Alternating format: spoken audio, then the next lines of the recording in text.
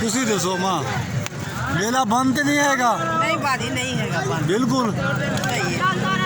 अच्छा वो कोई रुकावट नहीं?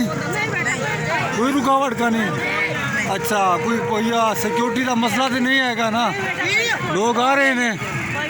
अच्छा सारे लोग आ रहे हैं, इतने मसाइल कोई नहीं है ना? पानी का कोई और मसला? कोई मसला नहीं।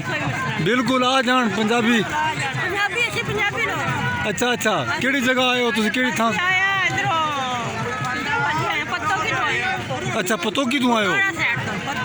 अच्छा अच्छा माशाल्लाह माशाल्लाह। वो मेरे को बार बार पूछ रहे हैं ना, वो मेरे को वीडियो होता है यूट्यूब। जी मैं मुजावर हूँ संगसरवर का, दरबार का खलीफा हूँ ऐसे समझो। मामू मेरा खलीफा है। जी सही है माशाल्लाह माशाल्लाह। हाँ जी देख लो ये लोग आ रहे हैं। अच्छा अच्छा थोड़े साथी हैं माशाल्लाह माशाल्लाह। ये जी भाई आए हुए हैं, दूर दूर से आए हुए हैं। कोई मसला मसाइल नहीं है। हाँ जी कोई मसला तो नहीं है यहाँ? मेला बंद तो नहीं हो रहा?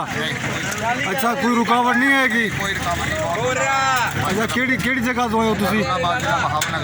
अच्छा जिला बहावल नगर हरुणाबाद तो आए हो। कोई सिक्योरिटी का मसला नहीं आएगा? मेला बंद तो नहीं हो रहा ना? कोई परेशानी नहीं जी। कोई परेशानी नहीं आएगी?